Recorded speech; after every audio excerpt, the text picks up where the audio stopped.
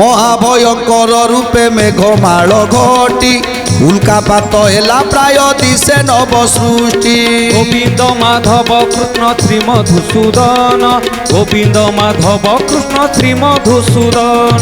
ঘড় ঘড় গরজন বজ্র সমধ্বনি নির্ঘাত শবদে কম্পি গলা পুর তিনি। গোবিন্দ মাধব কৃষ্ণ শ্রী মধুসূদন, গোবিন্দ মাধব কৃষ্ণ শ্রী মধুসূদন।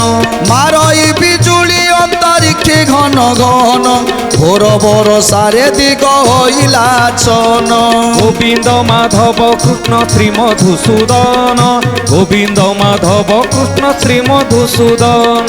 পবনাস্ত্র পেশিলে যে দেখি কাম পাଳ ছিন্ন ছিন্ন হই উড়ি গলে মেঘমাଳ। ছিন্ন ছিন্ন হই উড়ি গলে মেঘমাଳ, ছিন্ন ছিন্ন হই উড়ি গলে মেঘমাଳ।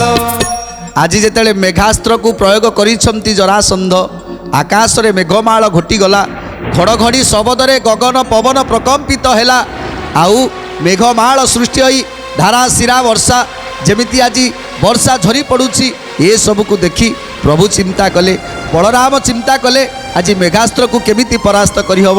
ତେଣୁ ପ୍ରଭୁ କ'ଣ କଲେ, ବଳରାମ ପବନାସ୍ତ୍ରକୁ ପ୍ରୟୋଗ କଲେ।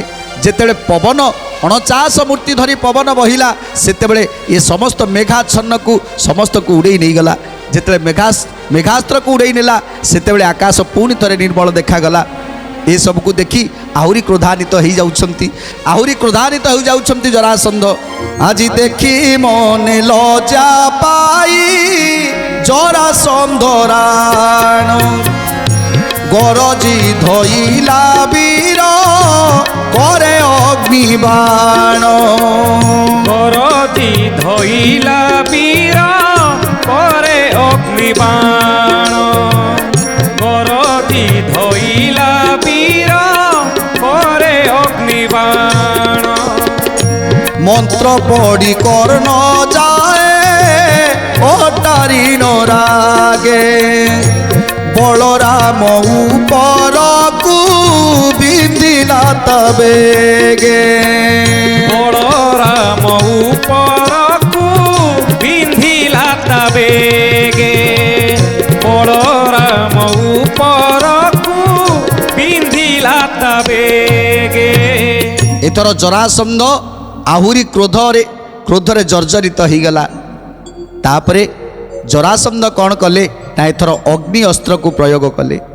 ଯେତେବେଳେ ଆକାଶ ମାର୍ଗକୁ ଅଗ୍ନି ଅସ୍ତ୍ର ପ୍ରୟୋଗ କରୁଛନ୍ତି, ସେତେବେଳେ ବଳଦେବ ସେ ଅଗ୍ନି ଅସ୍ତ୍ରକୁ କେମିତି କାଟୁଛନ୍ତି। ଏ ଅଗ୍ନି ଅସ୍ତ୍ର ଦ୍ୱାରା ଯେମିତି ଆଜି ସବୁ ବନ ଜଙ୍ଗଲ ସବୁକିଛି ଧ୍ୱଂସ ହୋଇଯିବ,